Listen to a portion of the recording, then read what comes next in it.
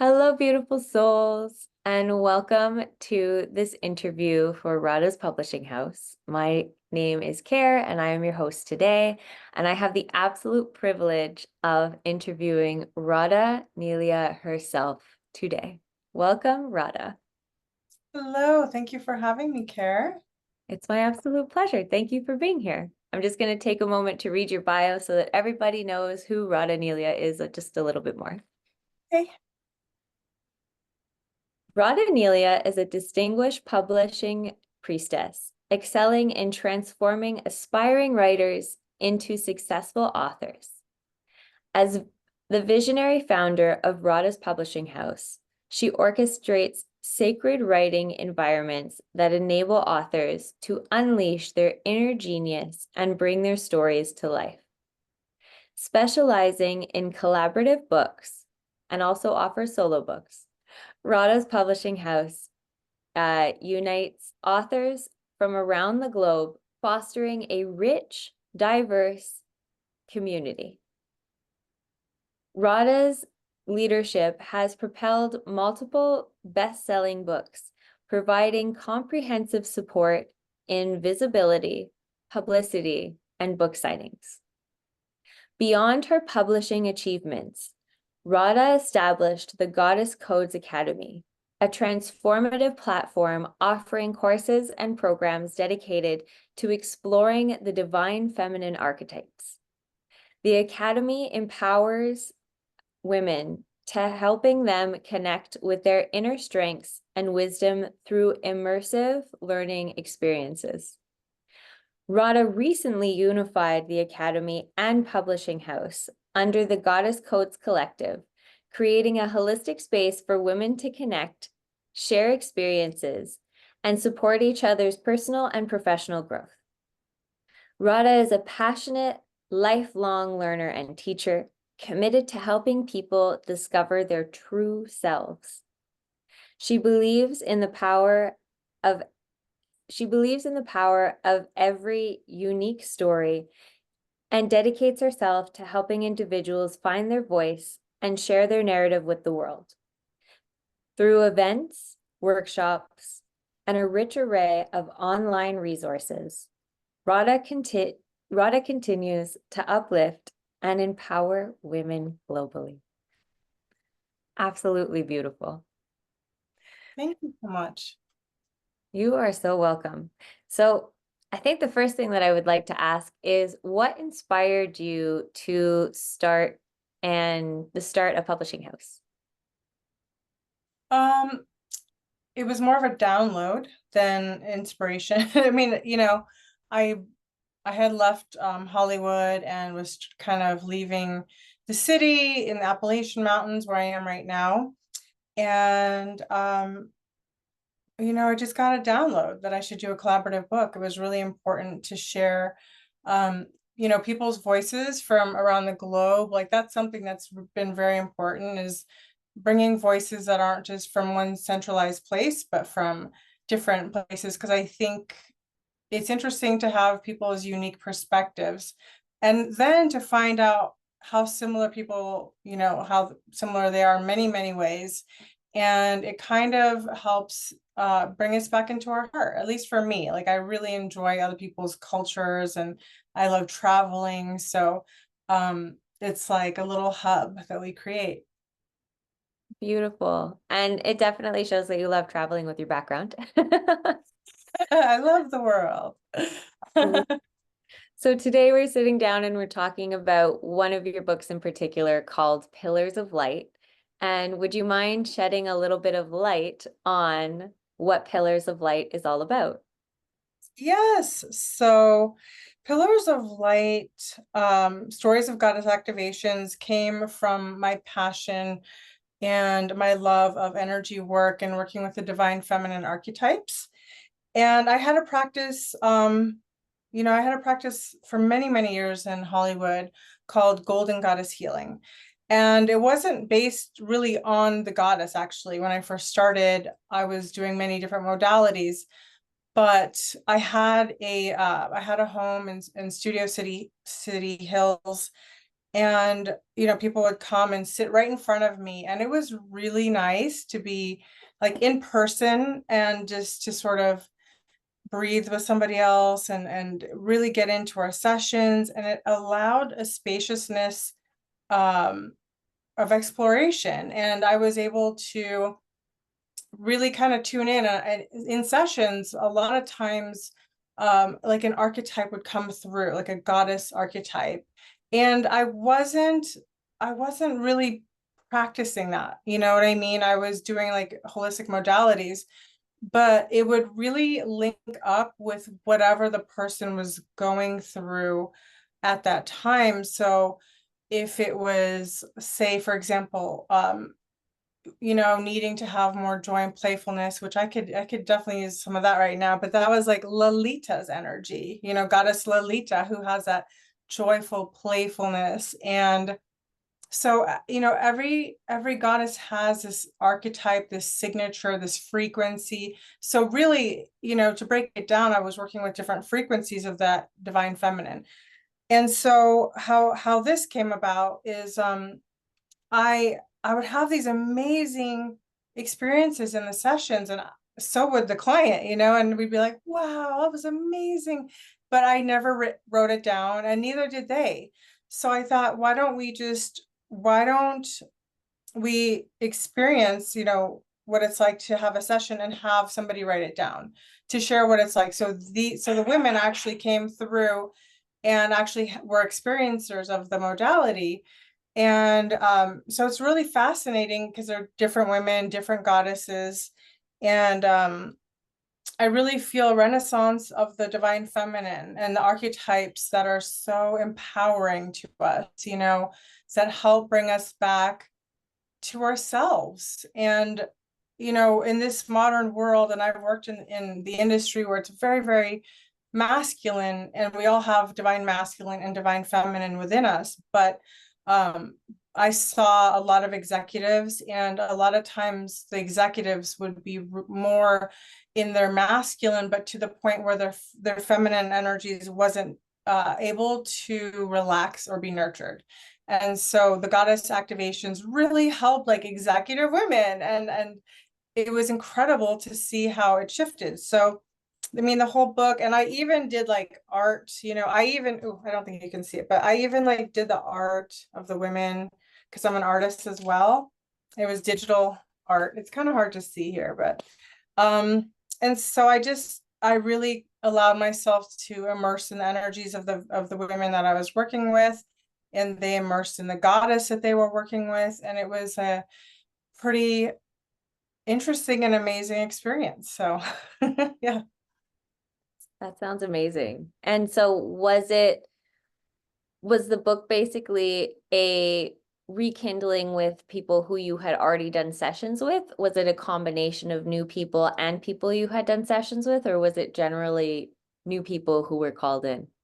Let's see. I think it's a combination because some of these people have been my clients, some of them are new, so I kind of put it out there, and then women would come and say, I want to be part of this, and they would reach out, and I kind of just put it out there like I do with all the projects. I just kind of put it out there, and then I asked the universe to link us up.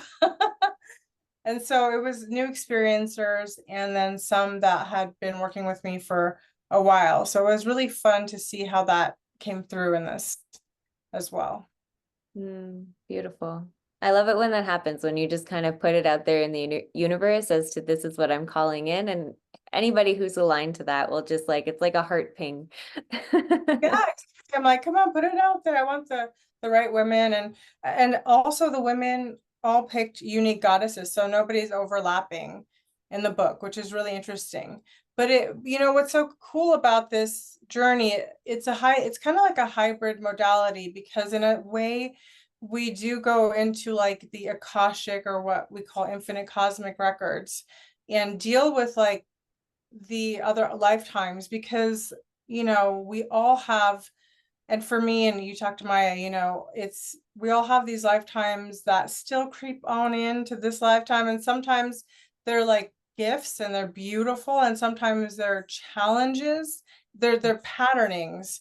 So what we do is we kind of start working with the patternings. We start to find the patternings, and then it's very interesting. I always found it hard to explain the goddess activations because we're working with frequencies, energies, archetypes, and even like the infinite cosmic records. So it's a very multidimensional experience, and which gives us a lot of freedom for healing.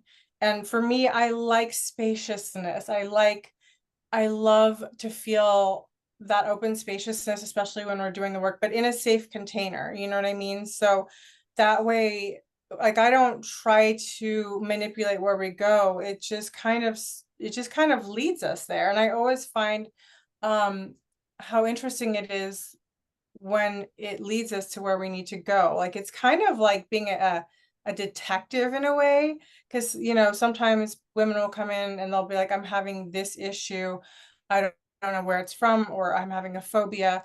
And so I never say I know what's going on. I just say, okay, well, let's step into this realm together and let's explore, let's see what happens. That's how I work. Oh, So I love that. And it gives such a freedom to the being to be able to explore in their own way, just knowing that there's the support there when they need it and if they need it. mhm. Beautiful. And so for the creation for like each being who was a part of the book, was it through one session or was it through kind of like a series of incubation sessions? Because I know for the book that I was a part of, Poetry Poems from the Heart, we had incubation sessions where we kind of got together. So was it similar to that?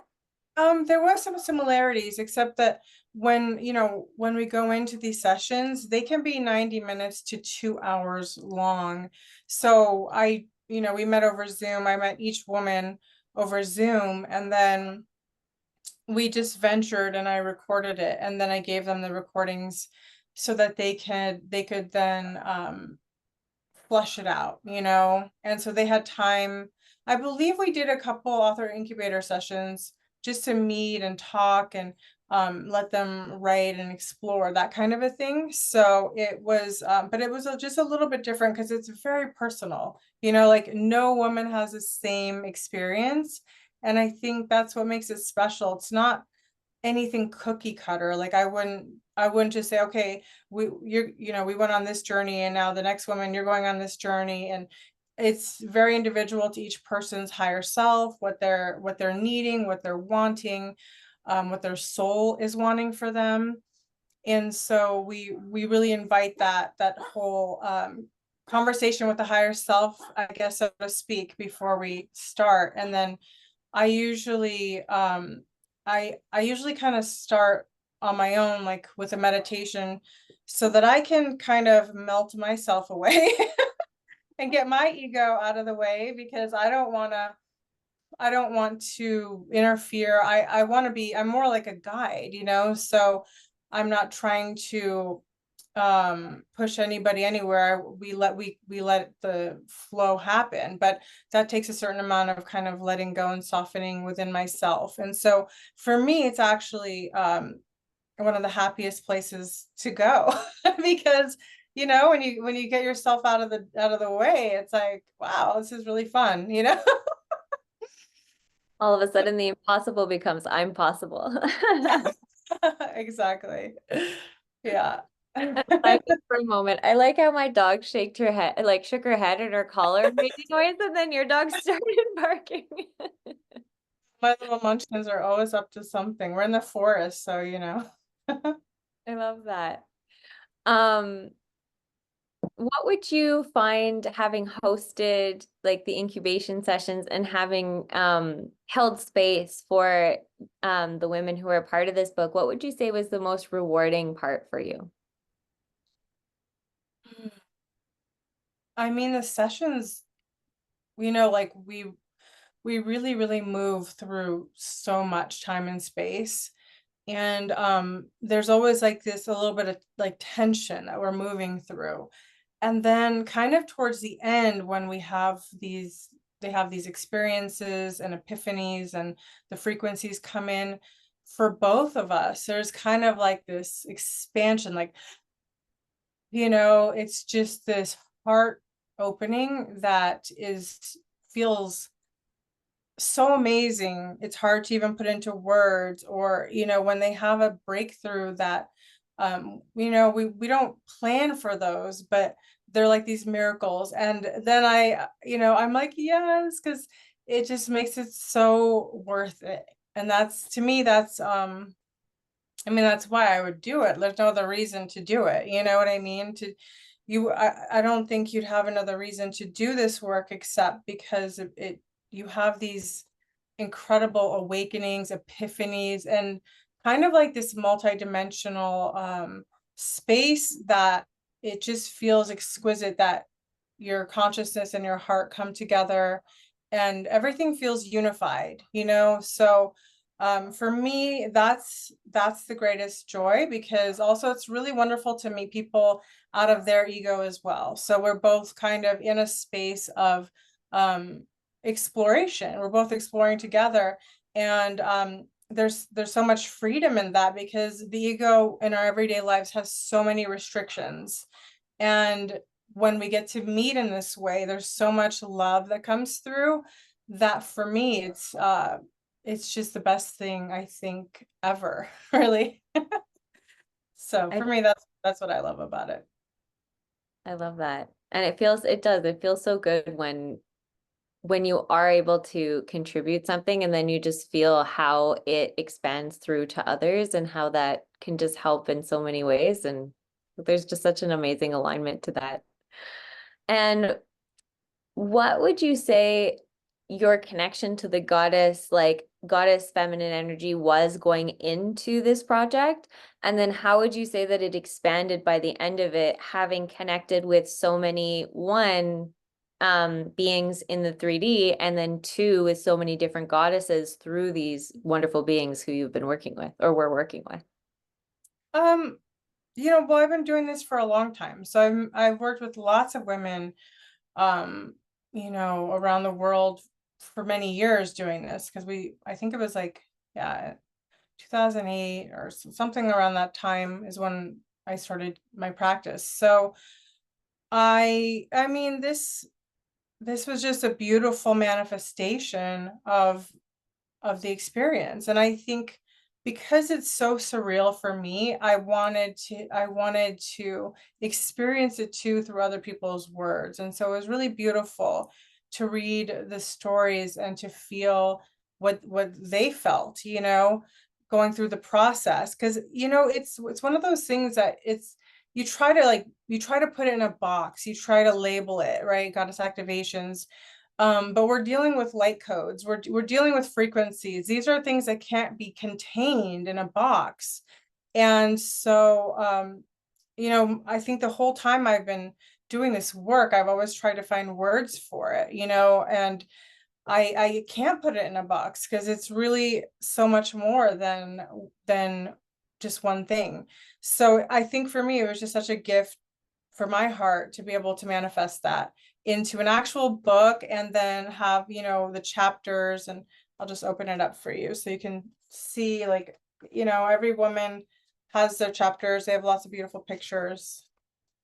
And yeah, it's just such an experiential thing. I like projects.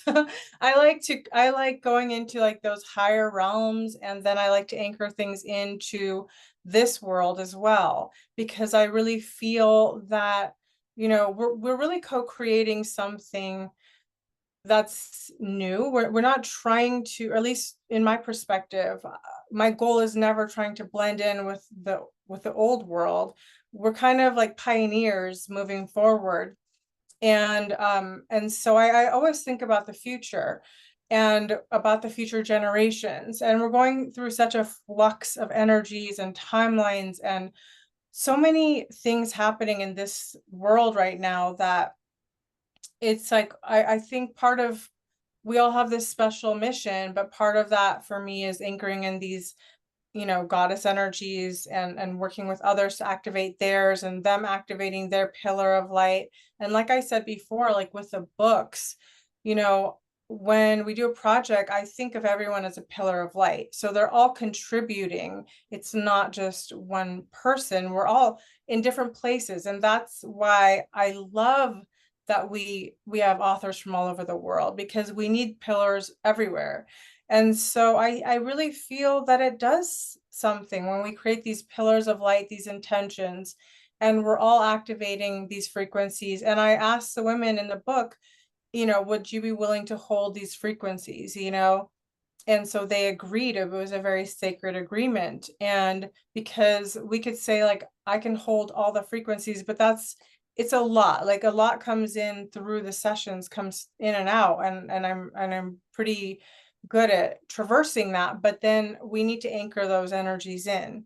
And that's kind of part of ushering in, like the new earth for me is like, we really need to upgrade our frequencies, because a lot of them feel like they have been deleted. And that's the only word that comes to mind is deleted. When I think about what happened with the witch hunts and all of the atrocities that women have experienced, we've always been keepers in the priestess temples and things like that. And so it's kind of been burned out of us in many ways. I have those really vivid past life memories of being chased out of temples, like very violent. And that's very in contrast to the kind of realm we lived in when we were of service in the temples as priestesses. So it was like a lot of duality. So now we kind of have to anchor back, remember, it's about remembering, our divinity, and then choosing to be aligned to that. So it's a choice, right? Because we can choose to forget it and, move on with the world and technology, or we can choose to remember and to embody. So, goddess activations to me is really about embodiment of the sacredness that we already know within. I love that. And the whole time you were talking, your background was just so in line with pillars of light everywhere. Like the whole time you just kept saying it, it was like boo, boo, boo, because of all the background. So I feel like that's in such alignment where it's like, as you were saying that, it just felt like almost this reassurance of all of the goddesses who have been a part of it, have embodied it, and are still holding it around the world in such a way that it's coming through even at this time after the book has come out and it's come through. So I love that. And what would you do differently if you were to redo this project or this style, like this book in a way? That's a really good question. What I think I would do is, for like, when I do my next training course, I would probably have the women in the course be part of this book, because they get the full immersion. And we really sit with a certain archetype for some time. And it's I mean, the 2-hour session is really transformative, and people say that it's life-changing, but it's even, I think it brings it to another level when we sit together, all of us, and go through each goddess and the different archetypes. I mean, there's many archetypes. So so then each woman would probably connect to the goddess archetype that she most connected with in that training or that ceremony, and then that's probably how we would do it. So it would be just a little bit different than the way that this was, where I kind of just put it out there, and some people are very new to this. I mean, some people have never even traversed with that. It's a kind of different experience when you sit with the goddess, and really, when you really start to embody that in your life, everyday life, it becomes a different experience. So I think that might elevate it even more. But I am very happy with this book and the women and the experiences. But I also think it would be nice, because it would be more of a tribal experience. So to me, that does matter a lot. Mm, beautiful. And how do you embody and bring forward and honor the goddess every day in your own life? Um, I really feel that because I take time and spaciousness that I need. I live in the forest. I'm devoted to the work with the books and with that, and it's kind of just part of my um dialogue internally too, like what's going on, checking in, feeling into things. And I am aware of the archetypes that live within me, whether I really go from like the Kuan Yin, because that's like, she's very soft. And that's like I think that's like my truest nature is I have that Kuan Yin. But because of the way that the world is sometimes and getting things done, and also um there's also fierceness, so like Callie is very much part of me just as much. And so how can a woman embody these two completely different archetypes? But we are not given much of a choice in this world. If you just go by society, you're going to have just two options. Are you a good girl? Are you a bad girl? Like that is it. And then like, I mean, it's so limiting to me. I can't even I can't even fathom being either of those. Like I'm a whole rainbow in between. Like it's not even you can't put me in a category because, I don't think any woman you can't put in a category. We have all the archetypes. They may be dormant within us. So that's why we become more integrated when we honor both our light and our shadow. And if we just polarize it to one, something very like not so good happens, that there becomes a huge imbalance in us. So, I think, it's the most well-rounded women embody many archetypes. And it doesn't mean, it's not like it has nothing to do with schizophrenic, it's embodied. And so therefore, when it's appropriate to bring out that Callie. When it's appropriate to be in your Saraswati creative energy because it's safe. When it's appropriate to be calm and relaxed and to be peaceful in your Kuan Yin. And so there's appropriate time for every goddess. And so having that is kind of like with painting, like, would you just want black and white paint? I mean, that's beautiful too, right? But I wouldn't want just one color. I want the whole spectrum, and having access to that is a cultivation. It's like we're creating the paints within us. So we can paint more beautiful picture, we can feel deeper. We're not self-rejecting, because if we're just like, I'm just this one archetype, and anytime that archetype comes forward, I'm not okay with it, there's some kind of self-hate that goes on there. And that's kind of when women attack other women, like that patriarchal kind of hatred that does really exist. And I think that's also something why I really love this work, because I've experienced a lot of that kind of, society where women hate themselves and therefore they hate you too. Or, and so this unhealed feminine that is vicious and cruel, and so damaging, I think it could be a lot different if we all start to embody our true nature rather than rejecting it, and really being okay with the feminine in all her shapes and forms. Because I think that's what's, to me, like, that's self-love, because then I can accept that sometimes I am Kelly, but it's only because I kind of need to be, or that's a darker aspect, or I can be really loving and nurturing when it's time to be loving and nurturing. So I think women benefit so much when they do the inner work. And it seems really vital at this time, but so we're all on our own journey, so we're all doing our own journey, but it's nice to also come together in a space where we can have a sacred acceptance of each other. and of ourselves, you know? 100%.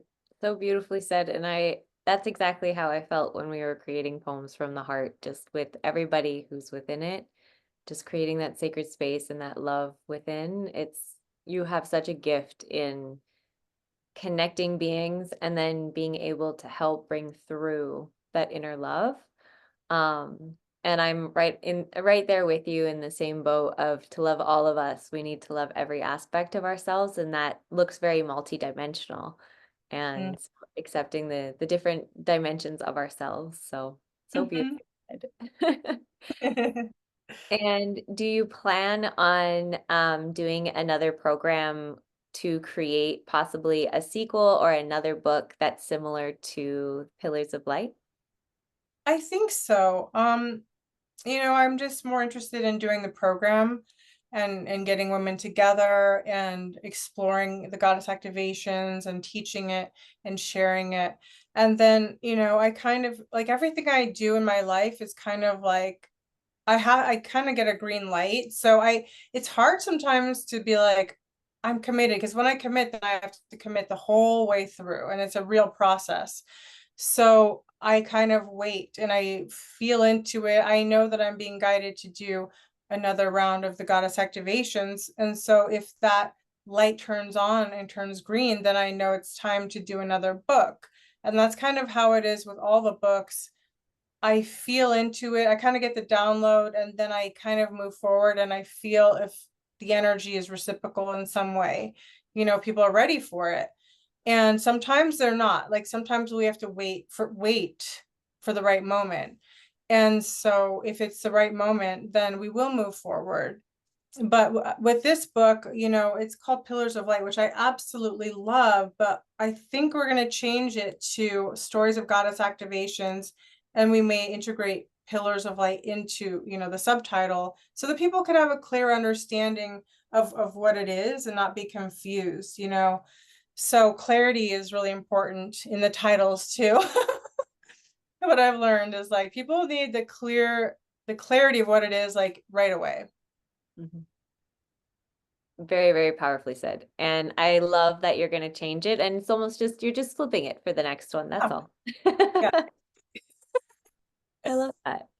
Um, and why would somebody want to work with Radha's Publishing House? Hmm. Well, I could think of a lot of reasons, but if you're someone like me, and I'm a neurodivergent, so my brain actually works very different than a lot of classes and courses that I've taken.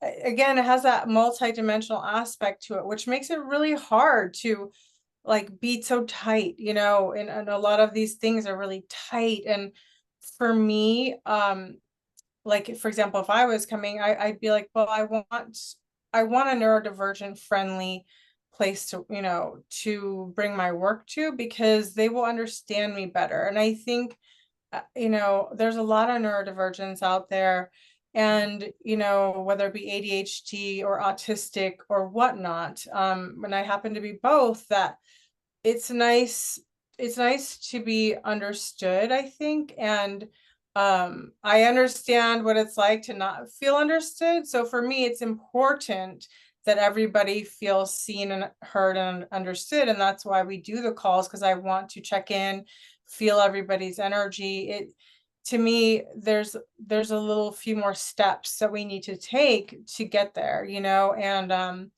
I don't like things that are just like, okay, just turn it in and this is what happens. And I feel like if I don't feel like the connection, it just doesn't feel right. I have to feel that connection. I don't know if it's just a neurodivergent thing, but to me, that's always been important, because I feel like if I feel rushed and misunderstood, it can be really disastrous. So I like patience and um understanding, or I like approachability too. And I think we try to be very approachable. Like I know a lot of people that have come to us that have published with bigger names. They're like, oh man, this is like great, because you know, we didn't even feel like seeing, like we just were through a treadmill, you know, machine, and then we pumped out and nothing happened after that. We don't have any connection. We don't know. The agent's like, okay, great, it's out there. This is okay, goodbye. And that's that. And so we try to create a place where we really love it when our authors connect with each other. Like, that's a really important thing. We want people to connect around the world, become friends. You don't know if you're going to collaborate with one of your co-authors. Like, it's open for possibilities, and it's friendly and it's warm. And most importantly, I think people can be themselves. And so that matters a lot when you're doing something really personal, like writing a story, you know, because if you're writing something and you feel kind of dismissed, I know the feeling, you feel invisible and you feel like scared, or I don't know, you kind of clam up a little bit. So it's nice to feel like, hey, you're welcome, come on and join us, come share. To me, those things matter. So I guess we just infuse that into the program. Beautiful. And I agree with you. It's so much nicer to be known by your name rather Yeah. than Yeah. It is. essentially. And I also love what you said too about neurodivergency. I have ADHD, and it's very, very true, where there's so much that comes with it around being misunderstood and finding environments that understand the beauties and the gifts, and then also sometimes we'll say the opportunities and the challenges that come with. So I love that, and I love that you touched on that. What are your plans and dreams for the future of Radha's Publishing House? Oh my goodness, there's so many. There's so many in the ethers. You know, I feel drawn to children's books. I just had a nephew, and I feel a real connection with children. I want to serve them as well. Um, and you know, I really love the poetry. It's so much fun, and I really loved everybody's poems. It's beautiful. It's nice. I like poetry books because they're not so heavy. Like, sure, the poem could be deep, it could be heavy, but you're drinking your coffee, reading a poem, and then you can put it down and do your thing, you know? So it's kind of nice. I can't wait till the paperback comes out, July 24th. That's going to be so good. And you know, we were joking around with Crystal, and she's like, I have some poetry, but it's really, you know, erotic, and I don't think it's right for this book. And so we were like, okay, so do we need to write like an erotic poetry book? Like, we haven't ever ventured in that realm before. So I mean, I kind of feel into what feels most exciting and where like the present energy is, because we still have other projects that we already have the covers for. But it's really important, like, what feels exciting to move forward, because once you commit, it, you know, we're all locked in and we got to move forward no matter what. So it better feel exciting. And yeah, there's just so much good stuff. We have Energy, Healing, and Soul Medicine that we did volume 1, and that was actually one of our best selling books. We really did well with that. Everybody wants to know about healing now, because we're living in a world where we don't want to stay stagnant. We want to evolve. We feel it in our soul. Everybody feels it. And it's almost like all of our lifetimes are colliding into one timeline, and they're kind of converging, and we need to kind of get rid of some timelines that aren't so great, and keep raising that vibration. So, you know, we have the cover for volume 2. We have to we put our feelers out and see, you know, what are people feeling and what are we feeling? And we know that if we feel excited about it, that we know we can hold that energy, because it takes holding space, because projects don't just happen on their own. There's a certain, it's like that's why it's an incubator, because it's like a baby. It has to take time to gestate, you know, it has to kind of grow. And if you're going to commit to that baby being born, you've got to love your baby, you know. And so, of course, in every single project, we have our little kinks, of course, in anything that you do in life, especially a creation project, you're gonna have kinks. You're gonna have little bumps, but it's like, yeah, we know we can get through anything. It's not a problem, as long as we're all committed to that. But maybe we just need to make a kinky, I don't know, poetry book. I'm totally here for that. Volume 2, here we go. I know, I was already thinking about the cover. When I start imagining it, then I'm like, like it just starts flowing. And so I'm excited. I think I really feel the poetry book, the kind of erotic, sensual poetry book. And like, who's your favorite poet that's kind of has those elements? Do you have one? I don't, not right Mhm. now, but it's definitely something that I would love to discover more of. Yeah, exactly. I'm thinking too, but for me, I always go back to Rumi because it's like so sensual, so beautiful, but it's elevated. You know what I mean? Like that's what it's sensual. And I feel like our society kind of forgot about sensuality. Like everything is so, I don't know, a little rough. It's like energetically, it's like what happened to the softness, to the milk and honey kind of feeling. Like we need more, we need to rebirth those codes back in. So I feel like each book we're rebirthing certain codes with it. And I think that it's time that we explore this sensuality, okay? I'm totally here for that. I'm working on a project that isn't a book that's similar, which I'll tell you about offline after, and eventually it will be birthed, but it's very in line with that. So I think you're onto something.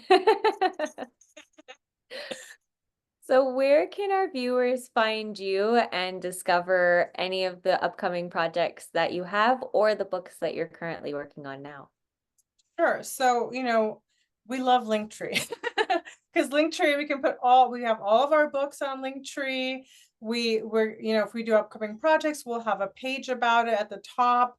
And I just feel like it's just the fastest, easiest way. And it's always in the link in bio. So, Radhaa Publishing, on Instagram, Facebook, those are great places to go. And as far as my personal, I go on and off of it because sometimes I feel like I need to get my energy offline.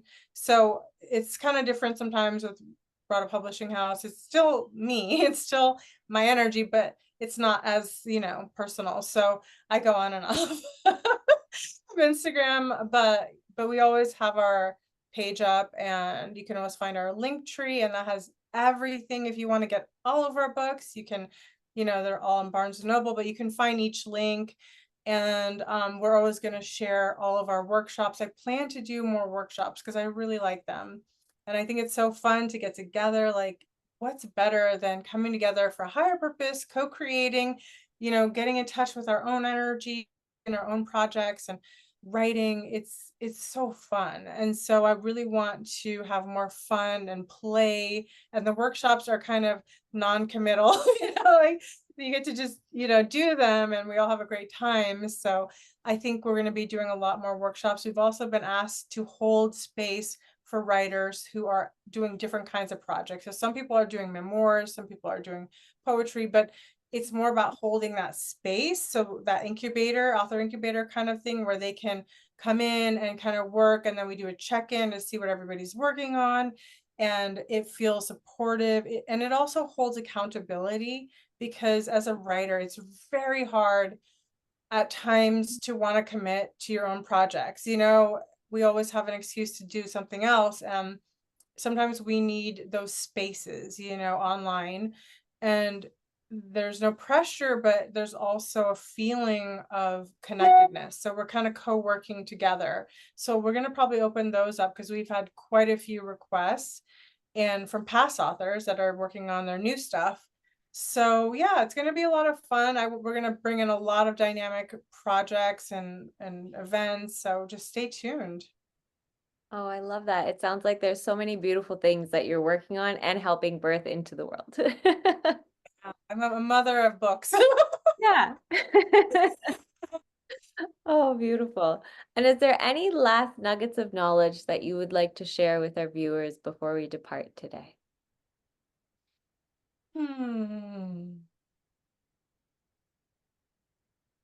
Yeah, I would like to share, you know, it's just so beautiful to be able to write, just writing from the heart, I feel like it's so therapeutic, and we all have a lot of different stresses in this world. We're all going through different themes, and the one thing I love about writing is that there's not judgment around it, especially if you're in a safe place. So I think we should all come back to, just in some ways, just to start writing more in our own lives, whether it be journaling or utilizing that art, to kind of help get us through some tough times and to process out things, and also to romanticize our life, which I've really been thinking about a lot, about how I want to romanticize my life more. Like, if you're a romantic person, and I'm a very romantic person, but I realize it doesn't have anything to do with anybody else. Like, I'm romantic. So therefore I will write about romance. I want to have a romantic life. I want flowers, and I can get that, get them outside, or, like, how can we make life more delicious for us, for ourselves, just for our own comfort and joy. And kind of like this thing where we're all longing for something outside, but so much of it has to do with what's going on within us. So I would just say, get a pen you love, get a journal you love, and let it flow wherever it goes, the good days, the bad days, in between days, you know? Like, just let it flow out of us, so we're not holding all that heaviness inside of us. And I think the lighter we can be, the higher we can ascend. But the truth is, life presents challenging situations. Like, we don't just get out of it just because we want to do positive thinking. We actually have to go through that initiation, that portal, and get to the other side of it. It's, it doesn't always just happen on its own. We have to be an active participant. And so if you're looking for some free therapy, I would say pick up your pen and start writing. I love that. That's so true as well. Like, just releasing it onto paper, there's so much therapy in that, and just it gets it out of the head, it gets it out of the cycle. And something that for myself I've been working on for the past decade is we are our longest relationship through our entire life. We're always with ourselves. So why not make it the most romantic, the most epic, and the most adventurous that we feel we want it to be for ourselves? And then on top of that, what we can do is help and serve and love others from the overflow that we are Mm, serving ourselves from. absolutely. Ah, beautiful. Mhm. Thank you.